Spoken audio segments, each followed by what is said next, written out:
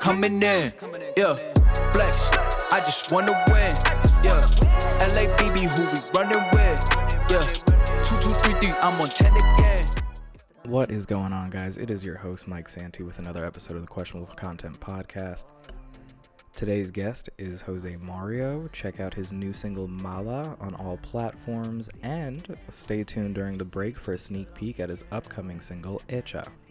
No seas mala, no te interesa nada. Dime qué debo hacer si yo lo que quiero es acercarme a ti. Welcome to another episode of the Questionable Content Podcast. I am your host, Mike Santee, and with me today is the extremely talented, I know I say that about all my guests, but this time I mean it. Other two guests, I do mean that. Jose, how's it going? Pretty good. Good. Everything's good. Not bad. How was the commute in? It was took me a while, to walk like 30 feet over here. That's what happens when you live in the same building and same floor. So for those of you that don't know, aside from being my neighbor at an undisclosed uptown location, unless you've hung out with Jose or myself, we are close friends, but also used to be coworkers.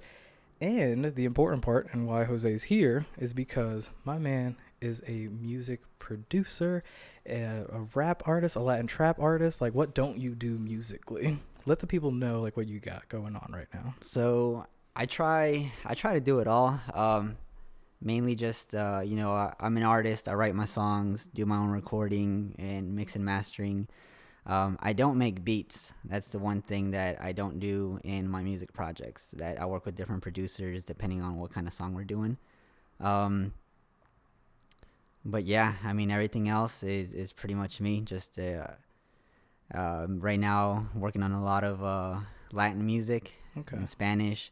I've tried expanding out into like English music as well. So hopefully some of that comes out this year. And yeah, I mean, I've been doing this for probably for like a decade now. Dang, but a whole decade of work right now. Yeah, but I've taken like different pauses in between, sometimes like just trying to find my sound, and sometimes just life comes at you, you get busy. But recently I've been getting a lot more busy with the music. Just recently dropped a single with a video, and then got a lot more coming soon. Nice. So what I ask a lot of my musicians, or at least music friends, is how did you kind of get your start? Like what started you off on the path of saying like, okay, like I want to make this? Yeah. I've always really been into music since I was young. I like singing along to like some of my favorite songs and stuff. And but I didn't really, I first got involved when I got into high school. And there was like some other guys in the town I grew up in.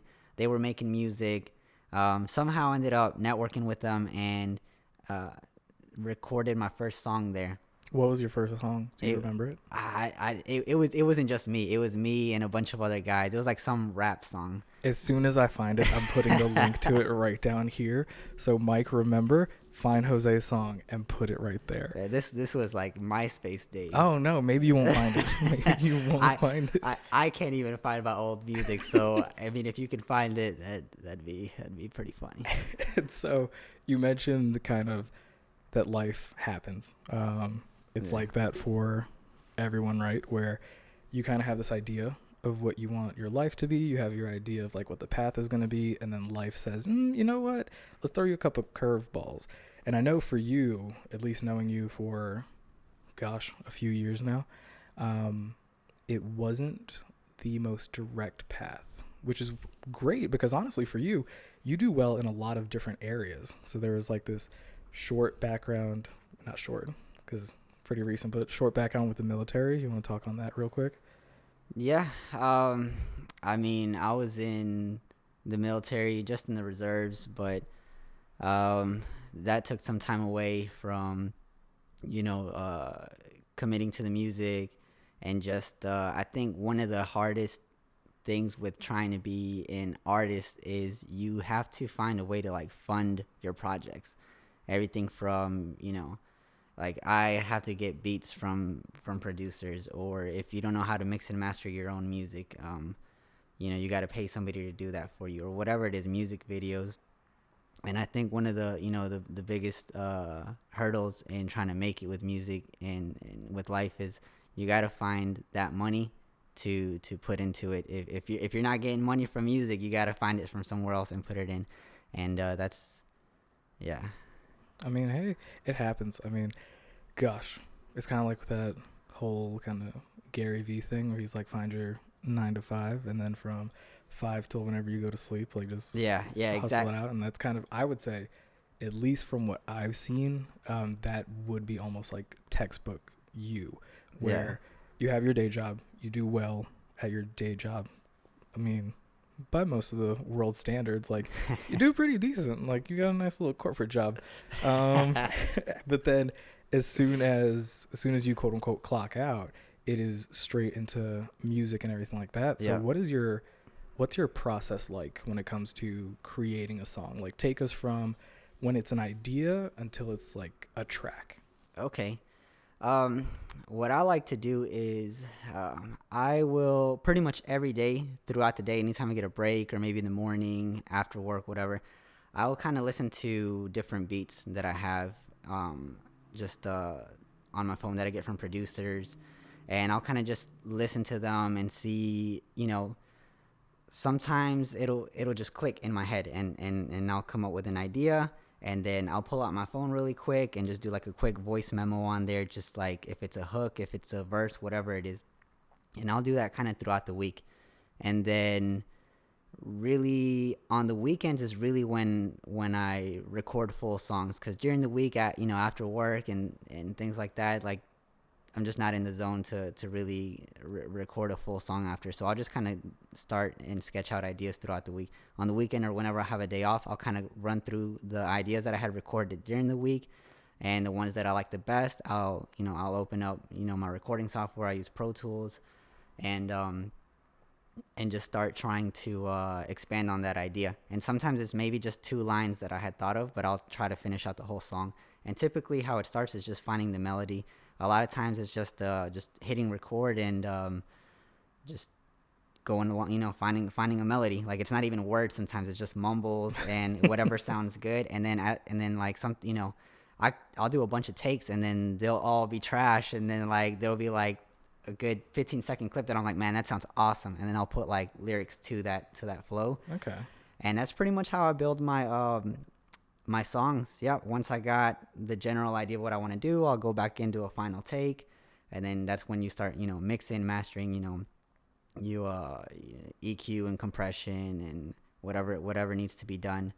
And then from there it's just kind of planning out the release, like when's it going to come out, who am I going to do the video with, or if it's just like a chorus that I have or a verse, I'll reach out to other artists that I've collabed with and see if they like it. Maybe they want to jump on it. And yeah, I mean, once we got the plan set, I mean, that's pretty much it. Song comes out on all the platforms, video comes out, and then really it's just there doing promo on it through social media and whatever I got to do to get it out there. Speaking of which, because I know from what I've seen, you strike me as like a promotion or promotional genius, in the sense that like whatever you're doing has been working, where it's getting views, it's getting plays and stuff like that. So what are you doing when it comes to promotion? Yeah, I mean, I've been at it for a long time, so it's been a lot of trial and error. I mean, it really just you got to believe in it yourself. I try to put out whatever the best of me is at that moment, because I've seen too many times where people will record some songs, and just because they finish a song, they'll put it out. They'll be like, I'm gonna put it out there and see how people react. But even they might not even listen to their own song. Like if you don't listen to your own music, why would you expect other people to listen to it? Oh, bars, facts. Write that down. So if you don't believe in yourself, nobody's gonna believe you. Yeah, and it's okay to I'll probably record like 20 songs, and of those 20, one will come out because I have to believe in it. It has to be the best song at the time. So anyways, that's step one. Having a good song, like that's just step one, just having a good product. From there, you have to stay, you have to be pretty active on social media, and you have to really engage with it's not really how big your audience is, but you have to engage with the audience you do have. I see too many times, and I did it for too long. Pretty much anytime you drop a song, all your posts are pretty much just out now, go stream it on Spotify, go do this, go do that. Like you look like one of those billboards, you're just an ad. And it's right. Like if that's all people wanted to see, they could just like follow you on like one of the streaming platforms and just find out when your music's coming out. But on social media, you kind of got to give them that personal angle, and maybe show them like behind the scenes, give them a little preview.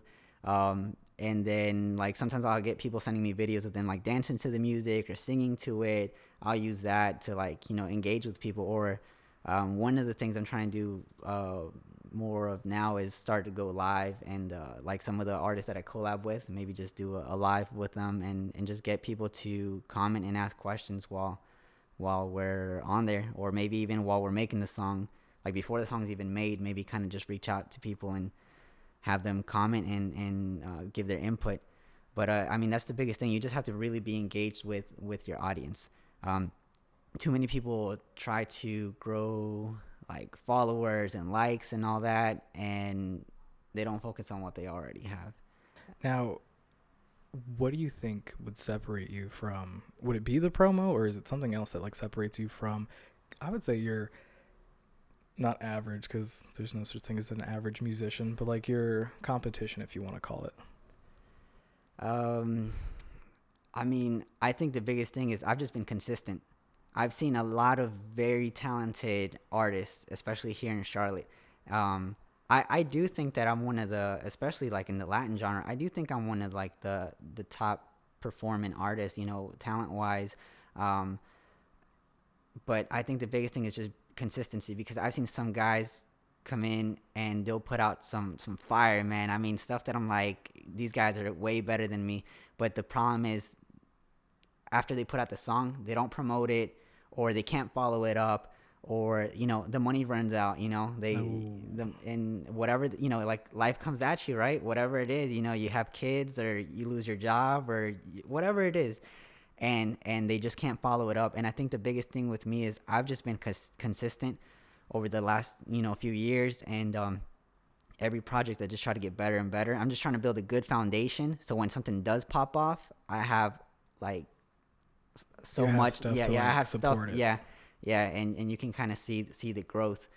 And I think a lot of people just try to put out one song, hope it hits, and when it doesn't, they're just devastated and they give up on it. And you spent all your money on it, and now you got to be consistent, and that's pretty much all there is to it.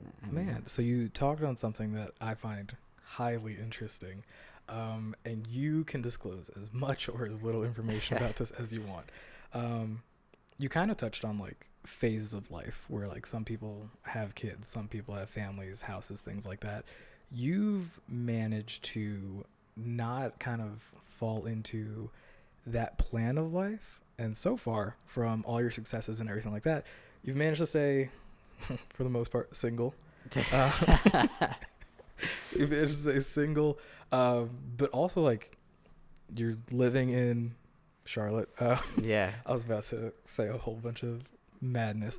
What do you kind of credit that success to? Like, was it ingrained in you from a young age? Was it like you seeing something from like other examples? Like, what makes your drive your drive? I think it's just always wanting more. And I think it's just, growing up, it wasn't the best situation. my family lacked a lot of money growing up, and it was just a lot of arguing in the house all the time, and that your whole growing up through all of that for so many years, you just all you can think about is, man, as soon as I get out of here, I'm gonna change my life. Right. And yeah, I mean, one thing that I've stuck with is that anytime I don't like something, I try to figure out what I got to do to get out of that situation, how to make it better. If I don't know what to do, I'll reach out to somebody, and that's really, I think, what has helped me. I don't know everything, but what I don't know is like I'll find somebody who does and who can help me get to where they are, and just that's kind of what I do. I try to find opportunity. It reminds me of this, as a enormous amount of cars just decided to go biker boys past the apartment. It reminds me of this story, and I'll correct myself in the edits if I'm wrong, but it was one of those things where someone was interviewing Henry Ford, and they asked him question upon question about cars, and he was just like, I don't know. And the gist of it was that this reporter was like, well, like, doesn't that make you like a hypocrite or a fraud or anything like that? Because you run this car empire, but you don't know anything about cars. And he's like, well, that's not the important part. Like, that phone right there can get me the answer, because I don't have to know the answer. I just have to know enough people that know the answer. Yeah. And it's kind of like that aspect where you're just like, I could find people. And like, you do very well at networking, I would say. Like, yeah. Your ability to connect to other artists and collaborate and stuff like that. The question that I have kind of from that is really, where do you find this network of people, or how do you kind of go about networking? Let's see. I mean, it's always been, I think I don't know. I mean, it's just, a lot of it is just like coincidence and luck. Not I think it's just whenever I see an opportunity, I take it. Like, if I know somebody who knows somebody, and they could possibly help me out in a certain situation, I'll ask them to introduce me to them, or I'll reach out myself. And that's really what it is. It's just take the opportunity to reach out to people you don't know. And it does it. And they don't always just say yeah and help you out or teach you things, or like I said, it's all been a lot of trial and error. I mean, it's been a lot of embarrassing moments. No, people telling you no, especially if it's something you're trying to learn, and you reach out to somebody who's like an expert in it, and you don't really know exactly what you're asking or what you're trying to do. They'll kind of look at you like, man, this guy, who is this guy? And it's a lot of embarrassing moments that you got to go through. But I think you just got to have an end goal in mind, and just do whatever it is. Have that goal in your mind, and just do whatever you have to do to get there. And that's really what I've done. I'll plan out what it is that I want to do, and then I'll set up a plan. How am I going to get there? And then when it doesn't work out, I'll adjust the plan. I'll be like, okay, this didn't work, or this person couldn't help me. I'll have to try something else. And yeah, I mean, sometimes you just got to step back, think about it, and then just really try to, I think also trying to put yourself in situations and around people that kind of want the same thing. That'll motivate you. I mean, whatever it is, like with music, of course, I'm going to hang around, talented artists that want the same thing. Recently I've been collabing with like a lot of, I've been collabing mainly with not just any local artists, but people that I see have the same drive, have the same quality of talent, and are able to put up money like whenever we have to do videos, things like that. When it's not music, if it's something else, like if it's a career you're chasing after, reach out to people that are where you want to be at, and just reach out and just tell them you're interested, you want to learn more, whatever. And it's it can be I get really nervous and shy, but I just say whatever, it'll be worth it. And I was surprised that a lot of people will say, yeah man, like you remind me of me, and they'll take time to have lunch with you, and they'll kind of, put you on the right path. They might not be that person that fully connects to you from where you are now to that end goal, but they'll get you closer, or they'll connect you to somebody else. And that's something like big about putting yourself out there. Yeah. We're going to take a quick break, just to make sure everything is still going normal. And when we come back, we're going to find out some fun stuff about Jose.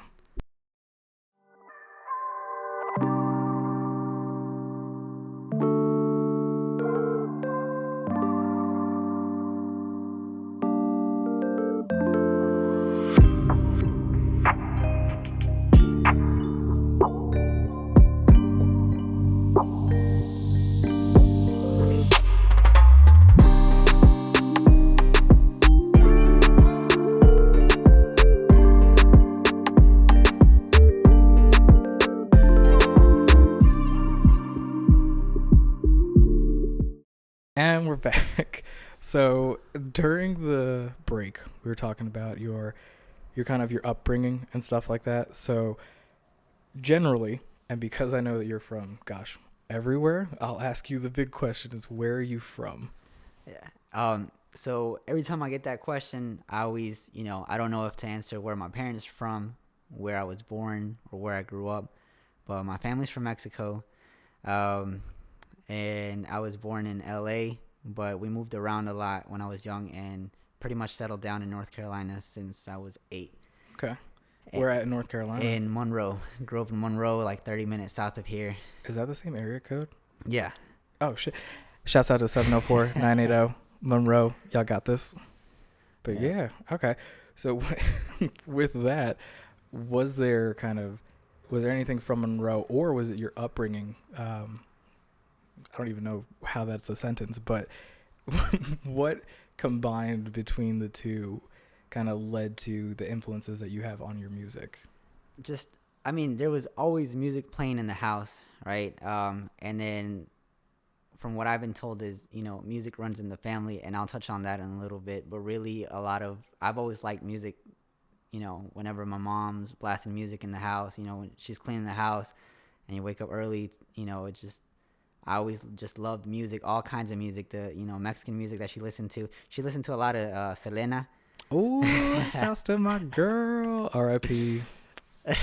But yeah, were you really Hispanic? And anybody who's listening to this can relate if you grew up in a Hispanic household.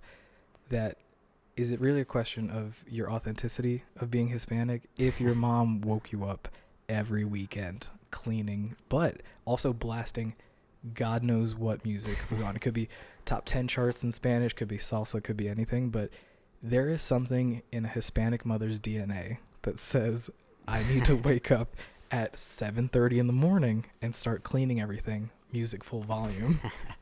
And so, number one, shouts out to all the Hispanic moms.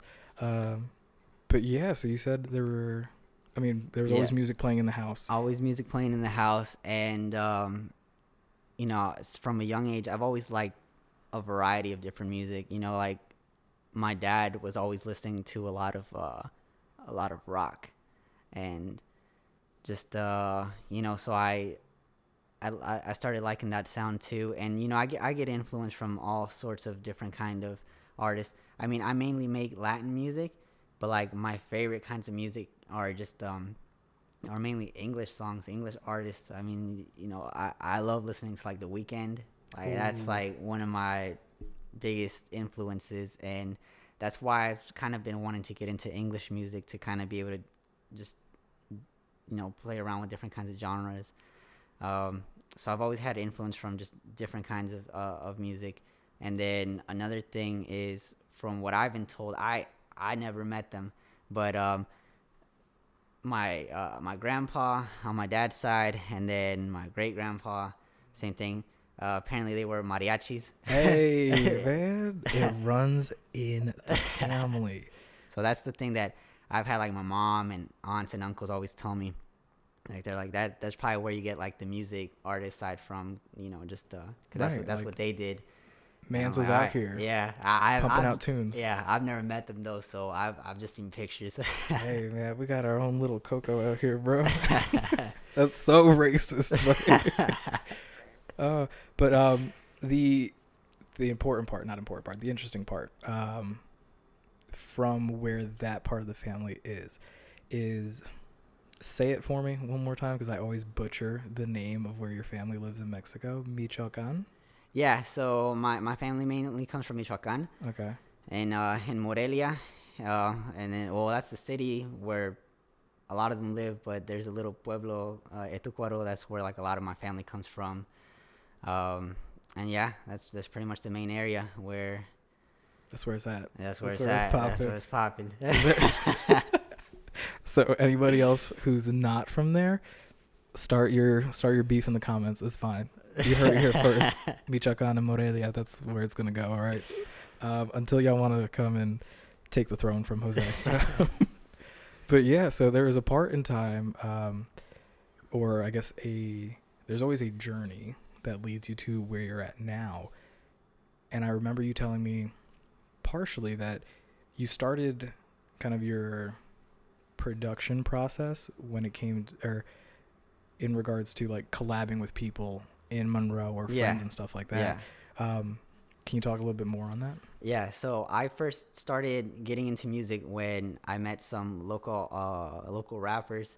When we went over as a group and just did like some song, and I think it was like a diss song to like another group of people in the town, and it was really just for fun. But at least everybody else was having fun with it. But deep down, I was like, this is something I want to do. And I low key acted like I didn't care about it. But I was like, oh man, this is awesome. Like I'm in somebody's studio recording, and from there, that's kind of what gave me the motivation to start recording on my own. They kind of taught me what they did, and I started with my laptop. I downloaded I think it was Adobe Audacity. It was like a free software, and and I started just recording on like the webcam mic that comes on the laptop. And microphone you were on there? And I was just using I would go inside my car. I was like 15 at the time. I'd go inside my little Honda and I close all the doors and the windows and I just like start rapping there over beats that I get like from YouTube. And I feel like that must be like the hottest thing ever. Like temperature wise, like you just basically, when people say like don't leave your kids in the car, Jose was out here, a kid, keeping himself in the car so he could crank out these songs. Yeah, man. And then I just kept doing that and uploading them to MySpace. Do you remember who your top 8 was? Man. Do you remember anybody in your top 8? I don't even have. I've tried to look for my old MySpace profile, and I can't find anything, man. There's no hope. They must have lost like all the data on the server or something. I don't know. If you, for some reason, have access to your MySpace login or anything like that, please, number one, drop it in the comments below, but then give us a link to your MySpace. And yeah, so I mean, at the time, that was pretty much what it was, MySpace and uploading music on there. And then, kept working with other artists that are from the same town. We started doing collab songs and just uploading music there. Eventually, we just started stepping it up little by little. We're like, man, all right, we can't be recording on a laptop. We need a mic. And we didn't go to like Guitar Center and buy an actual mic. We had this video game, Rock Band. And you know how it comes with a mic? Apparently, it's a USB, so it works. It worked? We plugged it into the computer, started using that. So we were using like some rock band game, that Guitar Hero stuff, that mic. And then we started using that. And slowly started stepping it up. Finally, my mom bought me my first actual mic. I think it was for like Christmas. I must have been, it was like 15, 16, somewhere around there. I told my mom, I was like, can you buy me this microphone? And it came with like the free version of Pro Tools. It came with like my first interface. And so this is like a decked out kind of I mean, it was like a $200 bundle or something like that. Hey, but at the time, I told my mom, I was like, oh, if you can get this for me, to a young kid from Monroe, that was I was everything. like, I'll never ask for anything again. Like, get me this, and she got it for me. I think it was for Christmas or my birthday. It was something like that. But anyways, the quality slowly started getting better. And at the time, I was recording in my closet. I bought some mattress foam and put it on the walls, and and just started recording there. And slowly as the months were going by, I was getting a lot better with just like the flow and my writing and things like that. It was still trash, but it was better. It was better than what it was. It was better than when it started. Yeah, it was better than when it started, and kind of kept doing that. Eventually, I started networking with like actual producers, and then we came up with a deal where I would record at my house, but I would send them the session, and then they would mix and master it. So then things started sounding a lot better. I had no idea what to do with mixing and mastering. I just knew I had to record and send it to them, and around that time, we ended up that around that time, once I started working with actual producers, we started making music videos. And it actually took a while before we did that, because now that I think of it, I was probably closer to like 17, 18 when I actually started working with producers, because they were asking for like a couple $100 to like mix and master music. And I think at the time, that's when I finally had like my first like part-time job, and that's when I was able to like start putting money in, because I couldn't ask my mom to give me like $100 every now and then.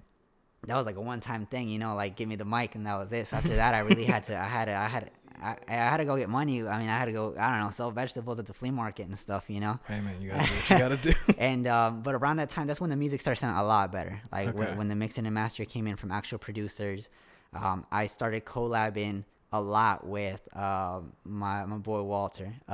Him and me have had this like long going duo for like the last, since we started music. He was one of the first people I made music with, and throughout the years we've collabed a lot. And him and me, we got our first music video made. It was the song "Tengo un Plan B," and we recorded. We drove over here to the Target in Uptown, and on the top floor, so you could see the city in the background. Right. And we had like he was working like at a car detailing business, and they let him borrow like a Mercedes, and we thought we were like the coolest guys ever. We're like, man, this thing's about to blow up. But yeah, I mean, it actually got it blow up? It got a good buzz going, because we went from just recording music and uploading it to like MySpace to getting a music video done. Right, which is a big step. Yeah, at the time, and especially when you're younger, you're still in high school and everybody's like, oh, that's right, cool, that's awesome. Video. Yeah. And then that built up enough of a buzz, and we ended up getting some radio play here on Latina 102.3. Okay, shouts out to the radio station Latina 102.3. Yeah, my boy had some contacts over there, and we got some radio play, and then that took it to like the next level. More people started kind of like watching us, like, oh man, this is cool.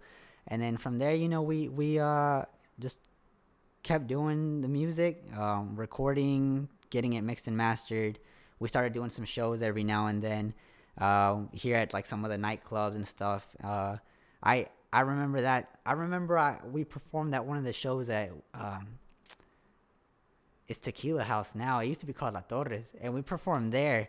And I remember we weren't even old enough to get in. They had to like X our hands, and they're like, we don't care if you guys are performing, like you guys ain't even old enough to be here.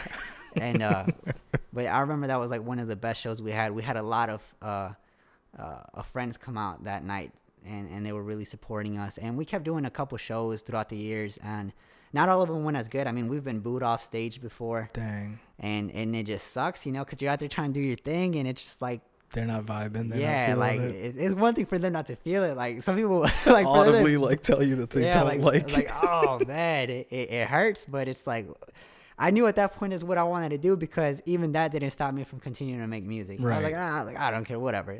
Because you weren't at a point in time you realized that like, well, I'm not really.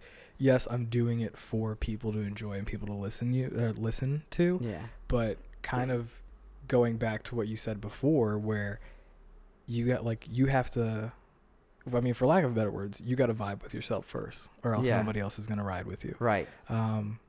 So props to you. And then what would you say is like because I've seen some, and I've seen the stream numbers and stuff like that. There is what some people don't know is that you're big in Latin America. Like you're consistently like playing on the radio down there and stuff like that. We've I mean, some of the successes I've had internationally are really due to like I have 2 songs with like what I would say are successful artists. You know, we had features with Carlito Rossi, and then we had features with Alex Rose.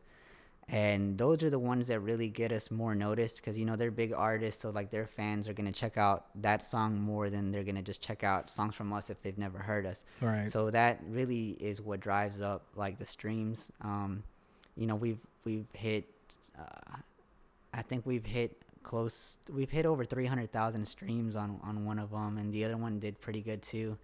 And then, yeah, I mean, slowly, like, we have like DJs on radio stations in other countries that'll like start playing it, and that's just kind of what helps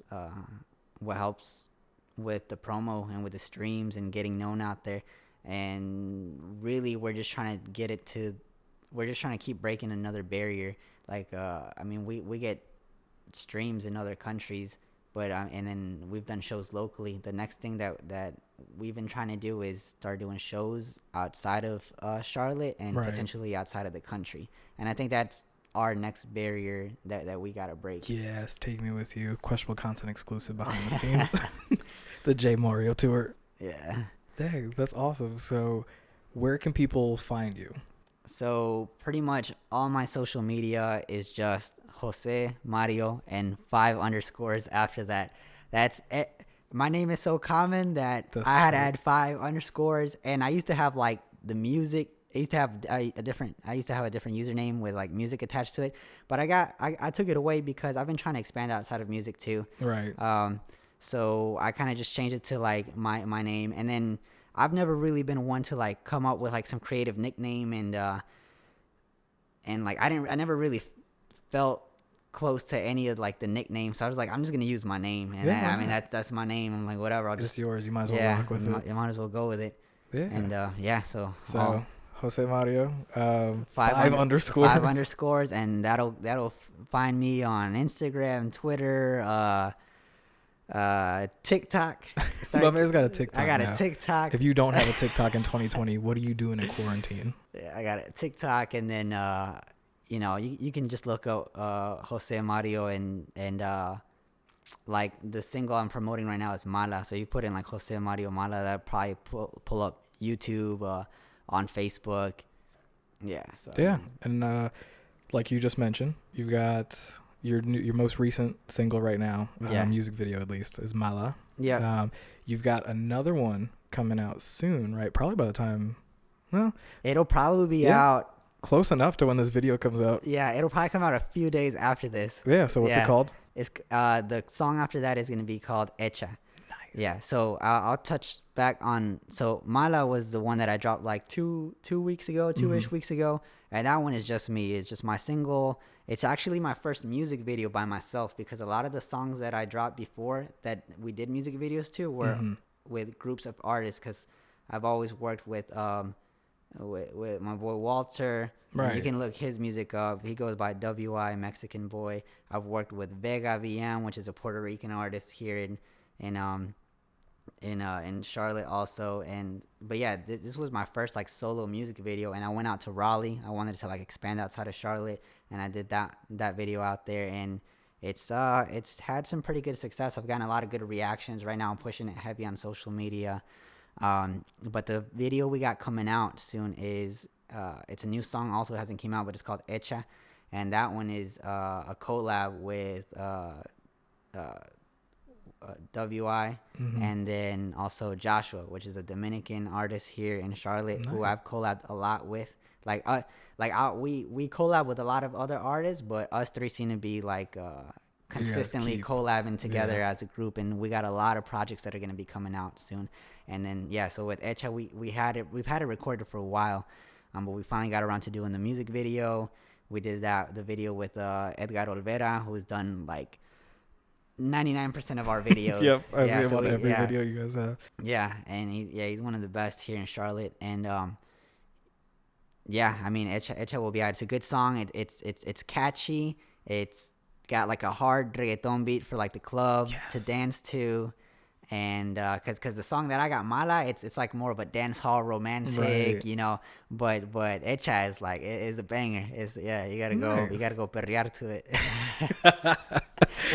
When the clubs open up after this quarantine. Hey man, it's about to be trapping left and right.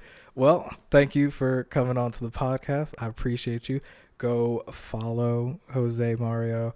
500 scores after that. Yeah. Go watch his videos. Mala's out now. Hecha will be out soon. Don't forget to like, subscribe, comment, all that good stuff below the questionable content page. And we will see you guys next time. Deuces. Coming in, yeah, flex. I just wanna win, yeah. LA BB, who we running with, yeah. 2, 2, 3, 3. I'm on 10, 10, 10, yeah.